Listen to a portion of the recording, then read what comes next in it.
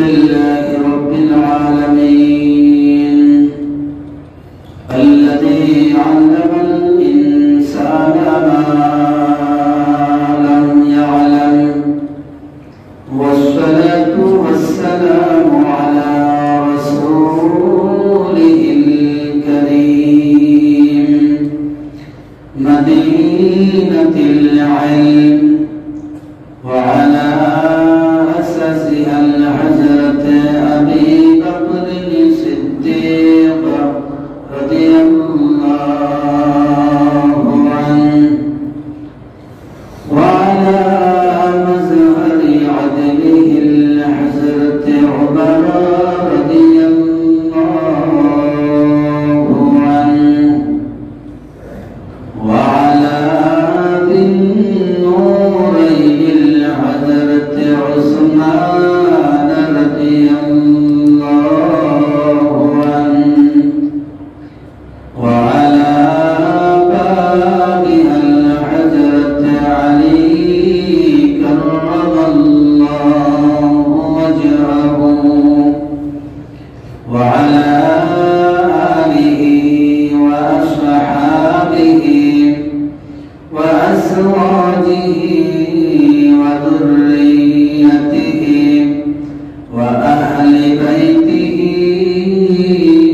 وأمته أجمعين برحمتك يا أرحم الراحمين. بسم الله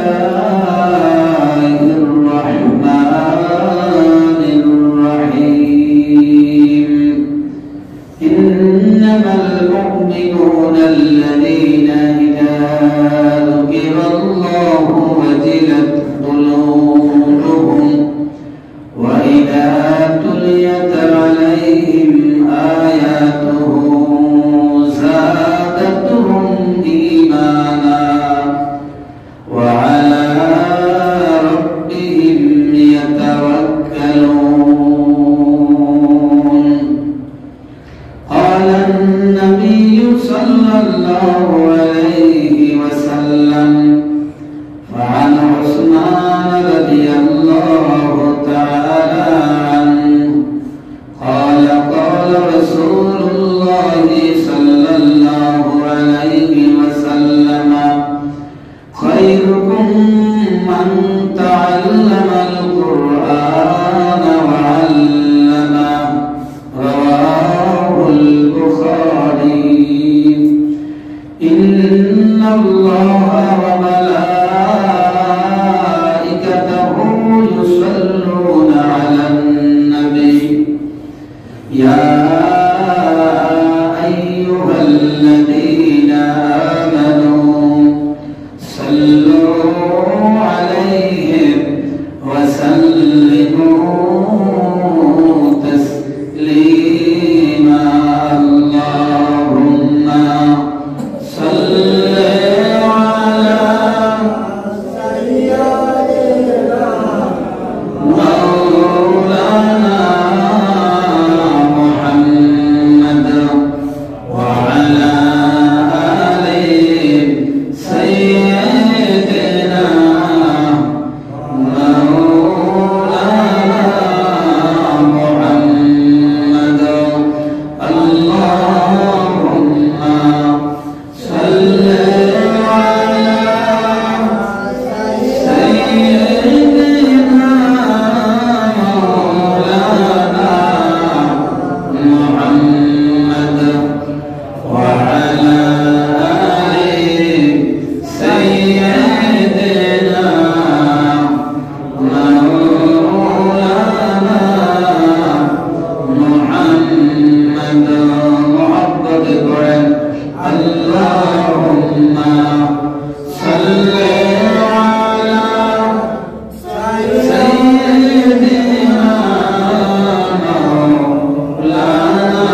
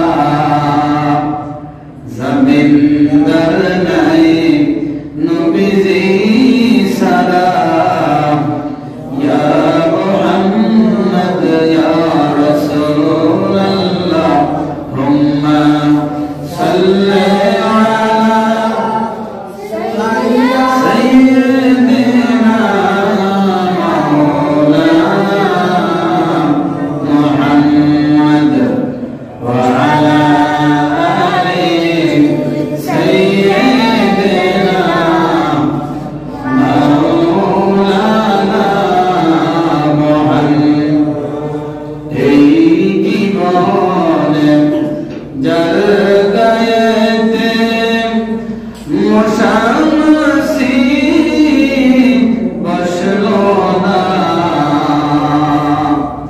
সেই গায়েতে মারলো পাথর আবু জাহেল কাফেররা আল্লাহুম্মা সাল্লি আলা সাইয়্যিদিনা মাওলানা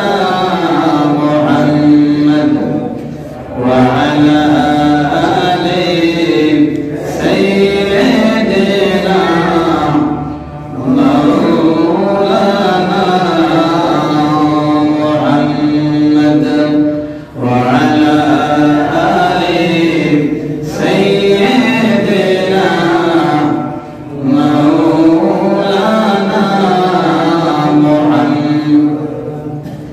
ইনশাআল্লাহ আজকে আলোচনা করব কোরআনে কারীম তিলাওয়াতের মাহাত্ম্য, কোরআনে কারীম তিলাওয়াতের বুজুর্গি, কোরআনে কারীম তিলাওয়াত দ্বারা কিলাম, আর কোরআন কারীম তিলাওয়াত না করলে কি আযাব, সেই সম্পর্কে আমি আপনাদের খেদমতে কোরআনুল কারীমের সূরা আনফাল থেকে একটি আয়াতে কারিমা তিলাওয়াত করেছি।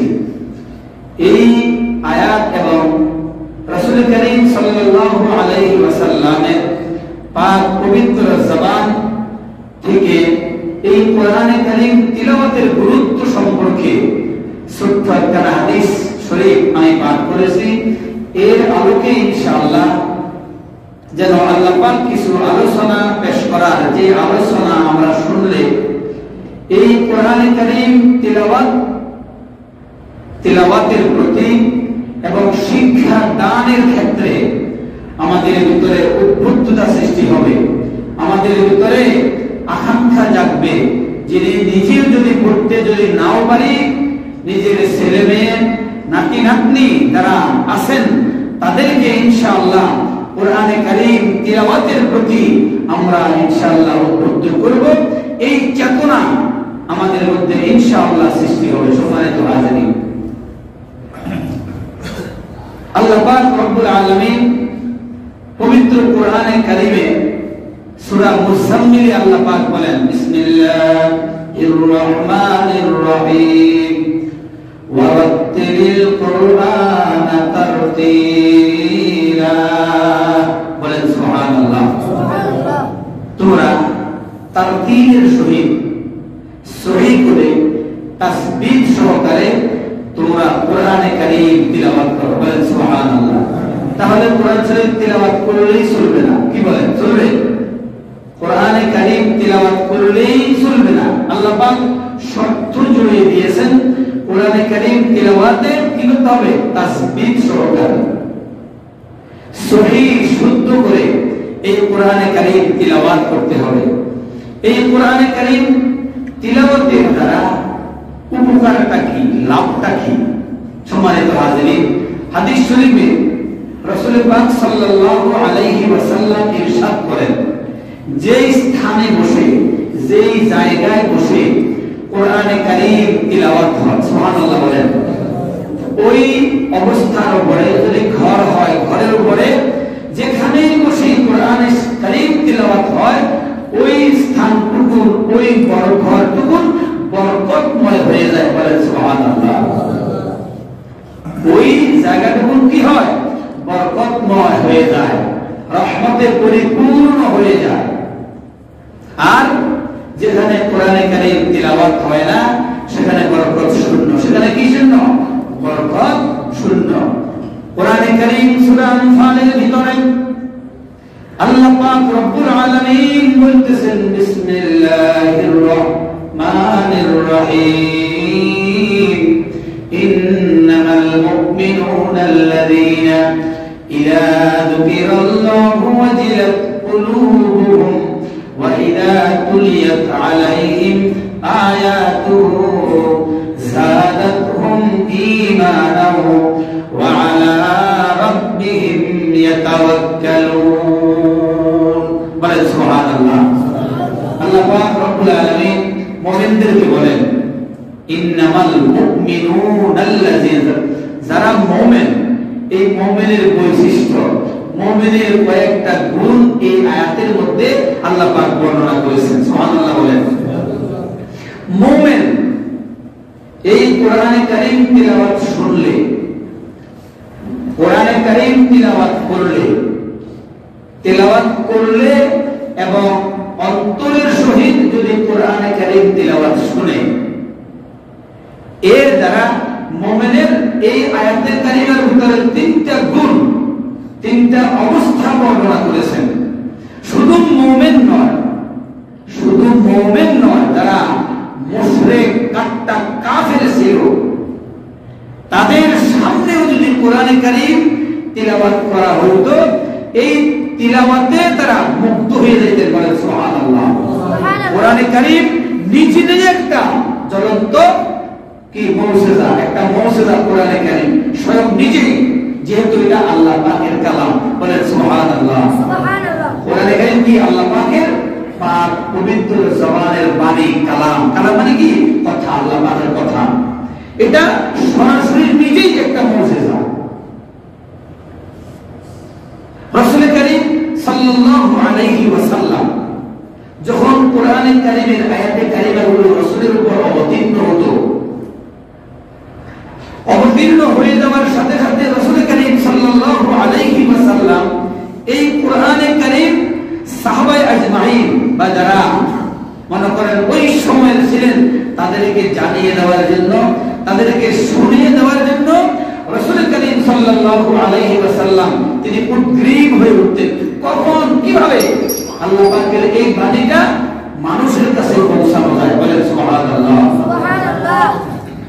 কাফের বেঈমান যারা ওই সময় নেতৃস্থানীয় যারা ছিলেন, কাফেরদের ভিতরে যারা নেতৃস্থানীয় ছিলেন, তাদের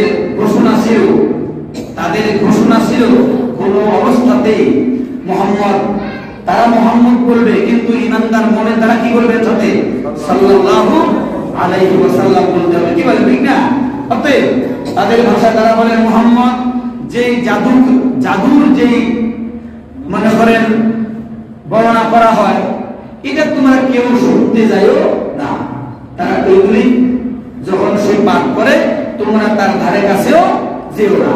কাফের দেশেও কি নেতৃস্থানীয় লোকদের এটা ছিল ঘোষণা যে মুহাম্মদ যখন তার উপরে জিনে ভর করে যাহা কিছু সে আবৃত করে, তাদের ভাষায়, কাফেরদের ভাষায়, এটা তোমরা যখন আবৃত করে তোমরা তার ধারে কাছেও যাইও না। তাদের উক্তি ছিল কি, তাদের বিশ্বাস ছিল কি, যেটা কি কোন জিনের মাধ্যমে মুহাম্মদের উপরে কি করে এগুলি বলে যায়, আর সে শুনে শুনে আমাদেরকে শোনায়, আমাদেরকে কি করে শোনায়। তারা দেখেছেন এই যে বাণীগুলা, এই বাণীগুলো যখন সাধারণ মানুষের কাছে যখন তিলাওয়াত করা হতো, আমরা তো বুঝতে, অর্থ বুঝতে সময় লাগে। কি বলেন? সময় লাগে না তো?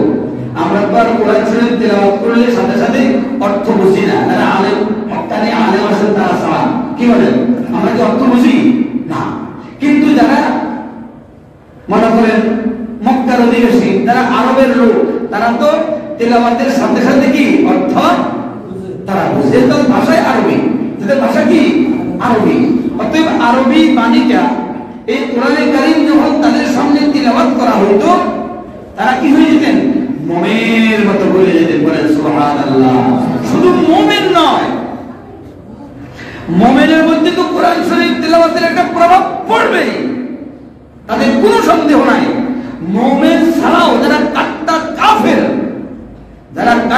কাফের, তাদের সামনেও তিলাওয়াত হলে এই তিলাওয়াতে তাদের অন্তর বিগলিত হয়ে যায়। বলেন সুবহানাল্লাহ।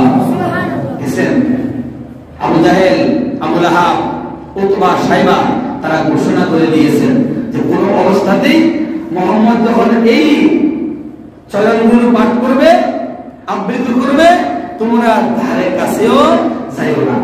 কখনো কখনো রাসূল পাক সাল্লাল্লাহু আলাইহি ওয়াসাল্লাম এই কোরআনে কারীম তিনি কি করতেন?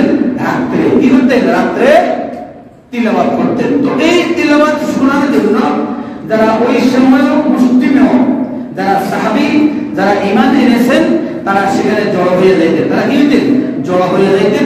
সাথে সাথে ওই যারা নিষেধ করেছেন কাফের, কিতাবে আছে কাফেরদের ভিতরেও তারা মুখটা ঢাইয়া কি করতেন? মুখটা আবৃত কইরা তারাও সেখানে কি করতেন? একজনের অবসরে আরেকজন কি করতেন? সেখানে চলে যাইতেন।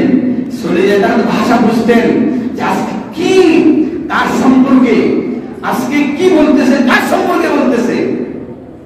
অনেক সময় দেখা গেছে যারা কাট্টা কাফের ছিল, রাসূলের বিরোধী যায় যাহা কিছু তারা করতেন, এই সমস্ত কিছু আল্লাহ পাকের পক্ষ থেকে আয়াতে কারিমার মাধ্যমে আল্লাহ পাক প্রকাশ করে দিতেন, সবকিছু দিতেন, প্রকাশ করে দিতেন। এই ভয়ে আজকে না জানি কি ঘোষণা হয় এগুলি তারা জানার জন্য, বোঝার জন্য চুরি করে করেই তারা নিজকে ঢাইকা নিজকে কি করতেন? আবৃত করে চেহারা শুরু যেন চিনা না যায় তারা ওইভাবে তারা যাইতেন। আবু জেহেল, আবু লাহাব তারা ছিলেন কি মনে করেন নেতা, নেতৃস্থানীয় লোক। একদিন দেখা যায় এরকম আবু জাহিল চলে গেছে, মুখটা ঢাইকা চলে গেছেন। আবু লাহাব, উতবা, সাইবাও নিজের চেহারা সুরত ঢাইকা তারা সেই মজলিসে চলে গেছেন। সেখানে গিয়া কোরআনে কারীম যাহা নাযিল হয়েছিল, রাসূল যাহা তিলাওয়াত করেছেন তারা কি করছেন? শুনছেন। এবার ফেরার পথে মনে করেন এক একজন এক এক পথ ধরে যার যার গন্তব্যে যাবেন, এই যাইতে গিয়া একজনের সাথে আরেকজনের কি হয়ে গেল? দেখা দেখছেন। অথচ তারাই কি করছেন? নিষেধ করেছেন যে কোন অবস্থাতেই এই কোরআনে কারীম তিলাওয়াত শোনা যাবে না, গাওয়া যাবে না। কারণ তারা দেখছেন যারা যায়, যারা কোরআনের মজলিসে বসে তাদের মধ্যে প্রতিক্রিয়া সৃষ্টি হয়ে যায়। এই কোরআন তাদেরকে কি করে? আকর্ষিত করে ফেলে, তাদেরকে ঈমানের সুশীতল ছায়ার ভিতরে তাদেরকে নিয়ে আসে। বলেন সুবহানাল্লাহ। এবার আবু জেহেল, আবু লাহাব যখন মুখোমুখি হলো, কি গো হাঁটার ভঙ্গিমায় বা দেহের অবয়ব গঠনে চিনতে পারে কি পারে না? যতই লুকাচুরি করুক না, হাঁটার একটা গতিবিধি। এখন আপনাদের এখানে যারা আছে, আমি কিভাবে চলি, আমি যদি মুখটা ঢাইকাও যদি হাঁটি, তারপরে তো কি করবেন? দেহের অবয়ব থেকে হাঁটা চলা ভঙ্গিমা থেকে চিনতে পারা যাবে কি যাবে না?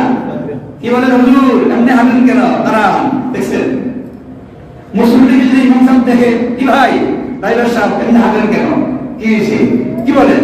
ঠিক এরকম ভাবে কোরআন তেলাওয়াত শুনে যখন মুখোমুখি হলো, তখন একজন আরেকজনকে বলছে, এই সরদার সাহেব কোথায় গেছেন বলেন, দেখছেন কোথায় গেছেন? এবার আর কি লুকোচুরি করার কি পারবেন? কথা বলেন না, কারণ দুজন তো একই জায়গা থেকে আসছে। বললেন হ্যাঁ গেছি, না জানি কার বিরুদ্ধে আজকে মুহাম্মদ বয়ান করে, সেটা কি করার জন্য? শোনার জন্য। সুবহানাল্লাহ বলেন। এই কোরআনে কারীম তিলাওয়াতের, এটা কোরআনে কারীম নিজে একটা মুজিজা। কোরআনে কারীমের এই আয়াতে আল্লাহ পাক রব্বুল আলামিন বলেন, মুমিনের ভিতরেও কোরআন কারীম তিলাওয়াত করলে, তিলাওয়াত শুনলে তাদের ভিতরেও প্রভাব পড়বে। কোরআন তেলাওয়াতের প্রভাব পড়বে যদি তেলাওয়াত করে অথবা তেলাওয়াত শুনে। বলেন সুবহানাল্লাহ। কিন্তু এখন যদি ঈমানের দাবি করে, কথা বলেন না, ঈমানের দাবি করে যদি, খেয়াল করেন, ঈমান আমরা দাবি করে কি করি না? আমি ঈমানদার, আমি মুমিন, আমাদের দাবি আছে কি নাই? বলেন আছে।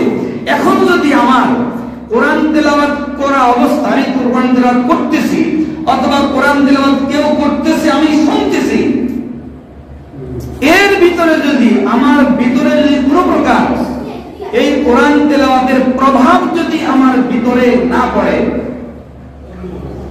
কোরআন তেলাওয়াতের প্রভাব যদি আমার ভিতরে যদি না পড়ে, এবার তাহলে খেয়াল করেন, তাহলে আমি আমাকে কোর্স করে নিয়ে যাব। একটু আগে আলোচনা করলাম কোরআন তেলাওয়াত রাসূল পাক সাল্লাল্লাহু আলাইহি ওয়াসাল্লাম তিলাওয়াত করতেন। এই তিলাওয়াতের প্রভাবে কাট্টা কাফেরদের ভিতরে কি আসতো? প্রভাব পড়তো কোরআন তিলাওয়াতের। আপনারা তো শুনেছেন হযরত সাইয়েদনা ওমর ফারুক রাদিয়াল্লাহু তাআলা আনহু, তিনি ছিলেন কি 25 বছরের যুবক। আবু জেহেল বলল, খাও দাও ফুর্তি করো, খবর রাখো না। আবু জেহেল ঘোষণা করলো, খাও দাও ফুর্তি করো, ঘুরো তামাশা করো, খবর রাখো না। এক মুহাম্মদ ঘরে ঘরে বিভেদ সৃষ্টি করে দিয়েছে। কে বলতেছেন? আবু জাহেল। কাকে বলতেছেন? হযরত উমর রাদিয়াল্লাহু তাআলা। তখন তিনি মুসলমান হন নাই। কি বললেন? খবর রাখো না, খাও দাও হাঁটো, খবর রাখো না। এক মুহাম্মদ ঘরে ঘরে ভাই ভাই আলাদা করে দিয়েছেন, পিতা পুত্রে আলাদা করে দিয়েছেন, মা মেয়ে সম্পর্ক কি করছেন? আলাদা করে দিয়েছেন, খবর রাখো না। বলেন কি হয়েছে? বলে এক সালা বস্তা স্বর্ণ দেওয়া হবে, 100 উট দেওয়া হবে, 100 উট দেওয়া হবে যদি মুহাম্মদের কি করতে পারো, নাউজুবিল্লাহ মিন জালিক, যদি শিরচ্ছেদ করে কেল্লাটা আলাদা করে যদি আনতে পারো। দেখছেন? নাউজুবিল্লাহ বলেন না, মুহাম্মদের কেল্লাটা যদি আলাদা করে আনতে দিতে পারো তাহলে এক সালা, এক বস্তা স্বর্ণ মুক্তা তোমাকে দেওয়া হবে এবং 100 উট দেওয়া হবে। স্বর্ণ এবং উটের পাগল হয়ে কি করলেন? ছুটলেন ওমর, রাঙ্গা তরবারি হাতে, মুক্ত তরবারি হাতে নিয়ে কি করবেন? মুহাম্মদুর রাসূলুল্লাহ সাল্লাল্লাহু আলাইহি ওয়াসাল্লামের শিরচ্ছেদ করবে। কি সহজ কথা বলেন না? কিন্তু সেটা যুবক, তার রক্ত টকবক করতেছে, ওই যে স্বর্ণ এবং কি উটের পাগল হয়ে সে ছুটছেন। যাই হোক, লম্বা কোনো দিকে আমরা যাচ্ছি না। এবার তিনি বিমোহিত হয়ে গেলেন কিসে? যখন নিজের বোন ভগ্নিপতি মুসলমান হয়ে গিয়েছেন। হযরত খাব্বাব রাদিয়াল্লাহু তাআলা আনহু বোন ভগ্নিপতিকে কোরআনে কারীমের তালিম দিচ্ছেন। সুবহানাল্লাহ বলেন। কোরআনে কারীমের তালিম দিচ্ছেন। ওমরের বোন ভগ্নিপতিকে, তারা মুসলমান হয়ে গিয়েছেন। তাদের কাছে যখন গেলেন, হে ফাতেমা কি করো? বলে না, তোমাকে দেওয়া যাবে না। বলেন দাও। বলে না, আল্লাহ পাকের কালাম পাক, পবিত্রতা ছাড়া, পাক হওয়া ছাড়া আল্লাহ পাকের কালামে স্পর্শ করা যায় না। এবার যখন তাহলে কি করতে হবে? সংক্ষেপে বলতেছি, বলে তোমাকে পাক পবিত্র হইতে হবে। হযরত ওমরের বোন ফাতেমা নির্দেশে তিনি কি করলেন? গোসল করলেন। কি করলেন? ওমর গোসল করলেন। এই গোসল করার পরে এবার যখন হাতে যাহা আবৃত করতেছিল হযরত খাব্বাব রাদিয়াল্লাহু তাআলা আনহু, হযরত ফাতেমা এবং ওনার স্বামীকে যখন তেলাওয়াত করাইতেছিলেন, ওই আয়াতে কারিমাগুলো ছিল সূরা তাহার আয়াত। সূরা তাহার আয়াত ছিল। এই আয়াতে কারিমাগুলো যখন হযরত ওমর রাদিয়াল্লাহু তাআলা আনহুর কাছে দিলেন, ওমর দেখে পড়ে সাথে সাথে জোর করে চোখে পানি ছেড়ে দিয়ে বলেন সুবহানাল্লাহ। তখন কিন্তু সে মুসলমান কথা বলেন না, মুসলমান কি হয় নাই? মুসলমান হন নাই। কোরআনে কারীম দেখে, কোরআনে কারীমের এই লিখিত এই আয়াতগুলো দেখেই পড়েই কি হয়ে গেলেন? বিমোহিত হয়ে গেলেন। কাটটা কাফের ছিলেন তখন, ঠিক না? কিন্তু এখন যদি কোনো ইমানের দাবি করে যদি কোনো ব্যক্তি তিলাওয়াত করতেছেন আর তিলাওয়াত শুনতেছেন, এই অবস্থায় পরিবর্তন থাকার কথা কি কথা না বলেন? কথা বলেন না? পরিবর্তন কোরআন কারীম তিলাওয়াতের দ্বারা, কোরআন কারীম শোনার দ্বারা নিজের ভিতরে কি পরিবর্তন হওয়ার কথা কি কথা না? অবশ্যই। আল্লাহ পাক রব্বুল আলামিন বলতেছেন, ইন্নামাল মুমিনুনা আল্লাযীনা ইযা যুকিরাল্লাহু ওয়াজিলাত কুলুবুহুম ওয়া ইযা তুলিয়াত আলাইহিম আয়াতুহু যাদাতুহুম ঈমানান ওয়া আলা রাব্বিহিম ইয়াতাওয়াক্কালুন। বলেন সুবহানাল্লাহ। আল্লাহ পাক রব্বুল আলামিন বলেন, তারাই হলো মুমিন, তারাই হলো মুমিন।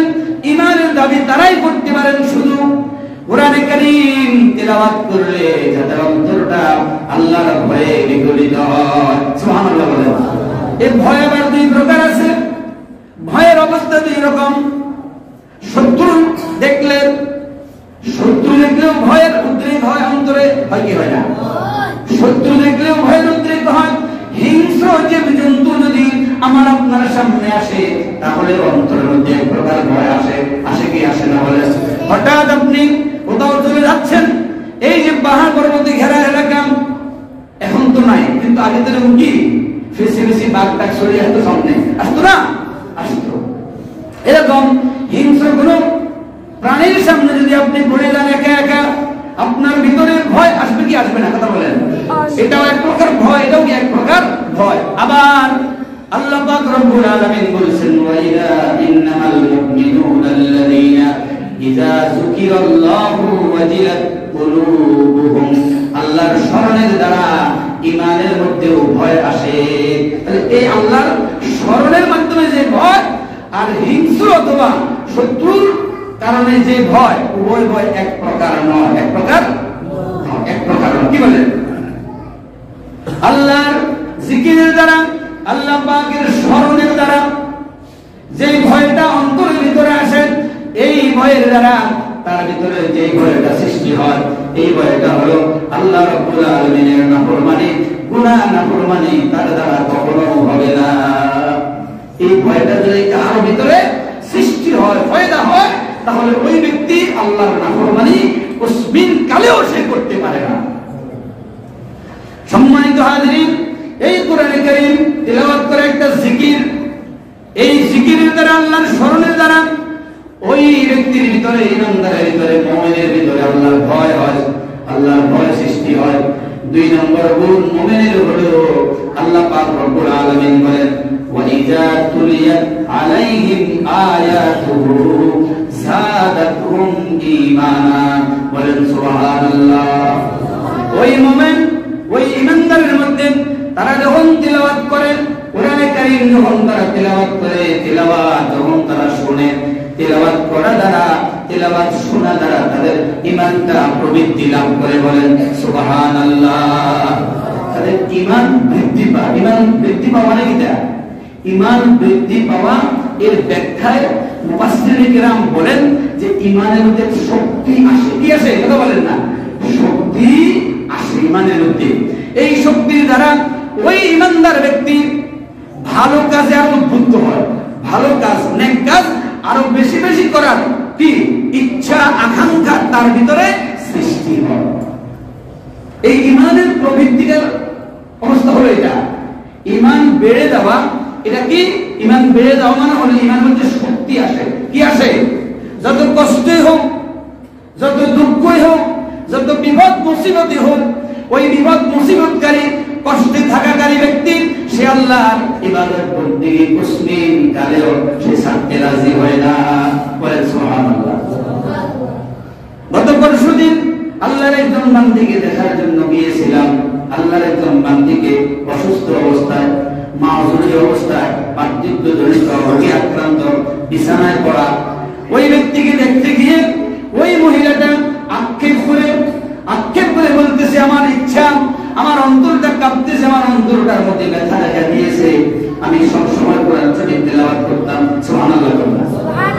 এমন কোন মাস নাই ওই মহিলা, বৃদ্ধা মহিলা, ওই বৃদ্ধা মহিলা এমন কোন মাস নাই যে কোরআন খতম দিত না। সুবহানাল্লাহ। নামাজ তো পড়তেনি, প্রতি মাসেই কোরআন শরীফ খতম দিতেন, কিন্তু আমার আজ এই অসুস্থতার কারণে আমি বসতেও পারি না, পাক পবিত্রতা পরিপূর্ণ আমি করে ইবাদত বন্দেগী করতে পারি না। সুবহানাল্লাহ।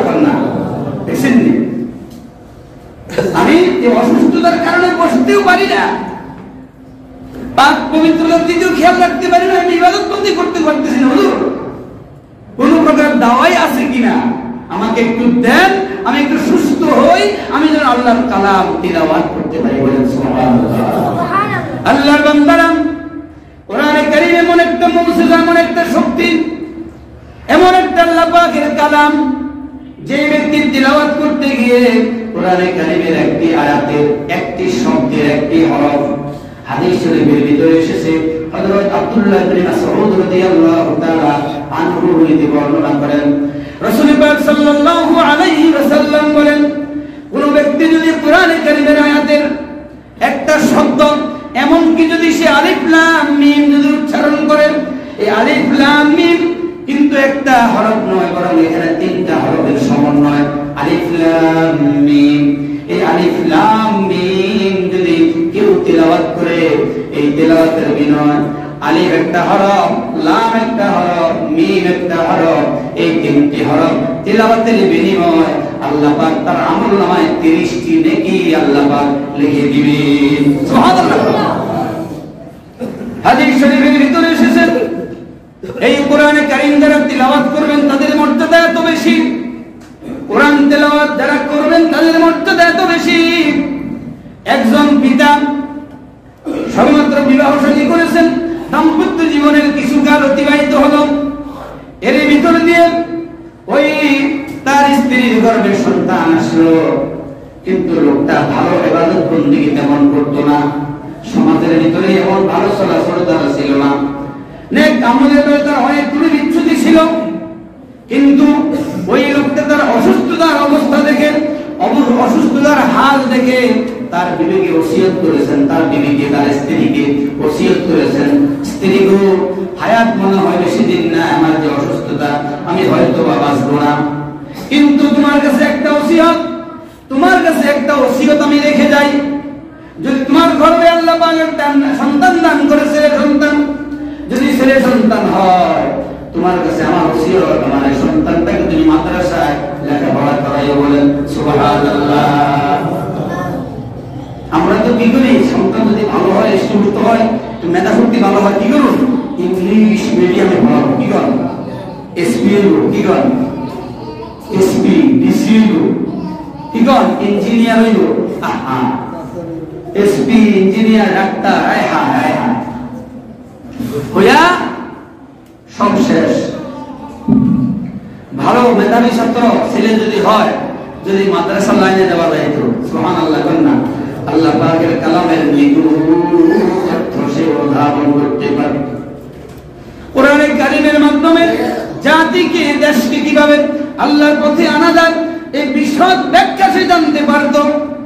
এমন একটা সন্তান যদি আপনার হয়, কিতাব সাক্ষী, হাদিস সাক্ষী, রাসূল করিম সাল্লাল্লাহু আলাইহি ওয়াসাল্লাম বলেন, কোন একটা সন্তান যদি হাফেজে কোরআন হয়, কোরআনে কারীম তেলাওয়াতে দক্ষ হয়, সেই অনুযায়ী সে আমল করে, এই ব্যক্তির উসিলায় তার পরিবারের ভিতর থেকে এমন 10 জন ব্যক্তিকে সুপারিশ করার ক্ষমতা আল্লাহ পাক ওই হাফেজে কোরআনকে দান করবেন, ওই কোরআন তেলাওয়াতকারীকে দান করবেন, যারা শুরুই যে ব্যক্তি সুপারিশ করে করে 10 জন কাট্টা জাহান্নামীকে সুপারিশ করে করে বেহেশতে দাখিল করায়া দিবেন। বলেন সুবহানাল্লাহ। ওই ব্যক্তি নিয়ত করলেন, বিবি গো আমল নামাল কিছু করতে পারি নাই, জিন্দেগি বরবাদ করে ফেলেছি, আমার হয়তোবা মৃত্যু ঘন্টা আমার সামনে বেজে আসতেছে, তোমার কাছে আমার ওসিয়ত, গর্ভে যদি ছেলে সন্তান হয় তাকে তুমি মাদ্রাসায় লেখাপড়া করাইও, মাদ্রাসার লাইনে দিও, তাকে আলেম বানাইও। কিছুদিন পরে ওই স্বামী দুনিয়া থেকে চলে গেল, ওই মহিলাটা একসময় একটা সন্তান, ছেলে সন্তান ভূমিষ্ঠ হলো, সন্তানের বয়স যখন 1, 2, 3 বছর হয়, মুখটা ফুটে আমরা মক্তবে পাঠাই না বলেন, এখন তো মক্তব বাদ দিয়া কোথায় দেয়, কথা বলেন না, এই ইংরেজি পোশাক পরে একে ক্যাপ লাগাইলে মনে হয় এখনই গিয়ে গেছে, ডিসি হয়ে গেছে, কি বল এমন পোশাক, একবারে আর্মির পোশাক যেভাবে, কারণ সেখানে ইউনিফর্ম হলো স্কুলের, আকর্ষণ, এটা হলো কি, কথা বলেন না, আকর্ষণ, আকর্ষিত করার জন্য, সেই দিকে ঢুকাইবার জন্য লেবাস ওইরকম ভাবে দেয়, টুপি একটা ক্যাপ একটা লাগাইলে ওইরকম ইউনিফর্ম গায়ের মধ্যে দিলে মনে হয় আমার ভূত এখনই গিয়ে গেছে। আর্মির মেজরে গেছে, মেজরে পোশাক করলে আই পারে, এবার হিয়ারে দিয়ে দেয়, কিন্তু মক্তবে দেওয়া বন্ধ। ওই স্বামী বিবিকে ওসিয়ত করেছেন, যদি ছেলে সন্তান হয় তাকে আরবি লাইনে লেখাপড়া শিখাইও, কোরআন শিখাইও। স্বামীর ওসিয়ত, এই যে সন্তান ভূমিষ্ঠ হয়েছে, বড় হওয়ার এই সময়ের মধ্যে স্ত্রী স্বামীকে কয়েকবার স্বপ্নে দেখেছেন, স্বামী অনেক কষ্টের ভিতরে, জ্বালাতনের ভিতরে, আযাবের ভিতরে গ্রেফতার হয়ে আছে, বলেন নাউযুবিল্লাহ। যখন সন্তানের মুখটা ফুটেছে, স্বামীর ওসিয়তের কথাটা প্রতি অক্ষরে অক্ষরে তার স্মরণে, এবার খেয়াল হলো আমার ছেলেটার বয়স এখন মুখ ফুটছে, তাকে মাদ্রাসায় দেওয়া দরকার, মক্তবে পাঠানো দরকার।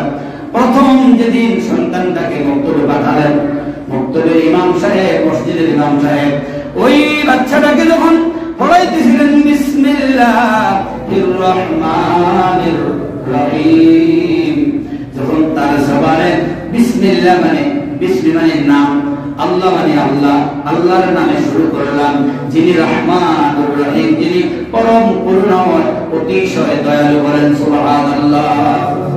মসজিদের ইমাম সাহেব, আলেম সাহেব যখন ওই মাসুম বেগুনা বান্দাকে বিসমিল্লাহির রহমানির রহিম যখন তালিম দিলেন, তাকে শিক্ষা দিতেছিলেন, সে বারবার বলতেছেন, আর ওই ইমাম সাহেব, আলেম সাহেব তাকে বারবার পড়াচ্ছেন। এই যে পড়ানোর মাধ্যমে ওই দিন দিবাগত রাত্র স্ত্রী স্বামীকে স্বপ্নে দেখেন, স্বামীকে আল্লাহ পাক বেহেশত তাকে দান করে দিয়েছেন। বলেন সুবহানাল্লাহ। এর পূর্বে স্বপ্নে দেখেছেন স্বামী আযাবের ভিতরে, তার চতুর্দিকে জাহান্নামের আগুন দাউ দাউ করে জ্বলতেছে, কত আত্মচিৎকার স্বামী করতেছিলেন। কিন্তু যে দিন সন্তানকে মাদ্রাসায় ভর্তি করে দিলেন, আর মুক্তবের ইমাম আলেম সাহেব তাকে পড়াই দিলেন বিসমিল্লাহির রহমানির রহিম। এই তিলাওয়াত যখন শুরু করাই দিলেন, ওই রাত্রে তিনি স্বপ্নে দেখলেন তার স্বামী বেহেশতের বালাখানায় বিচরণ করতেছেন। বলেন সুবহানাল্লাহ।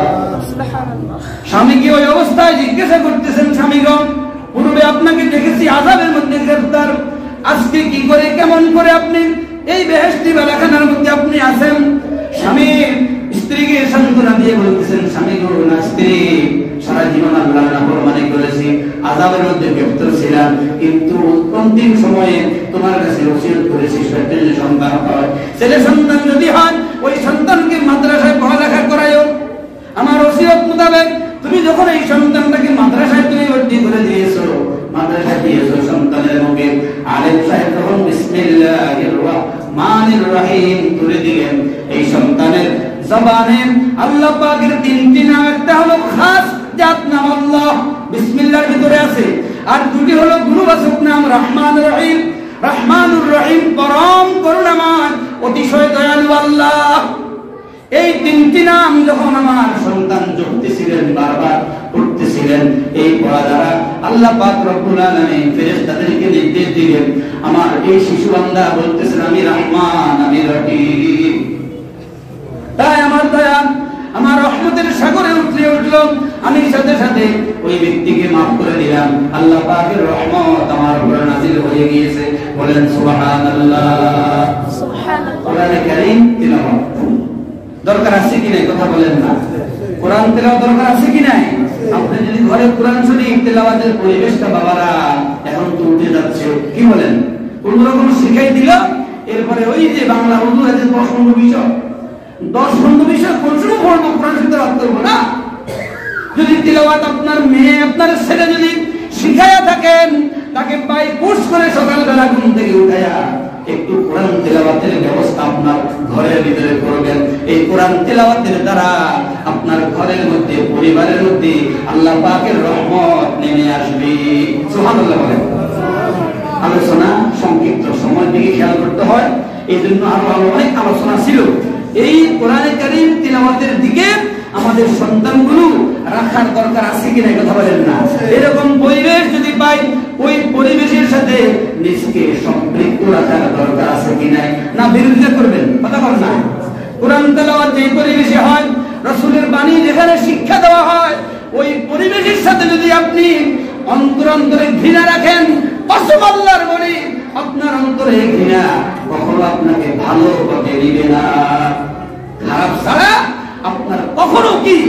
যদি আপনি সরাসরি আর্থিক সহযোগিতা যদি নাও করতে পারেন, মনের ভিতরে এটা লালন করে রাখবেন, এই যে পরিবেশের দ্বারা সমাজের কুচিকাঁচা ছেলেমেয়েরা আল্লাহ পাকের কালাম তারা শিখতেছে, এই তিলাওয়াত যদি আপনি সহযোগিতা করতে পারেন, ওই তিলাওয়াতের দ্বারা আপনি নিজেও উপকার হাসিল হবে। সুবহানাল্লাহ। সম্মানিত হাজিরিন, আল্লাহ পাক রব্বুল আলামিন যেন আমাদের প্রতিটি ঘরে ঘরে আমরা যেন সকাল সন্ধ্যা কোরআন তিলাওয়াতের পরিবেশ যেন আমরা তৈরি করে নিতে পারি, আল্লাহ যেন তৌফিক দান করেন।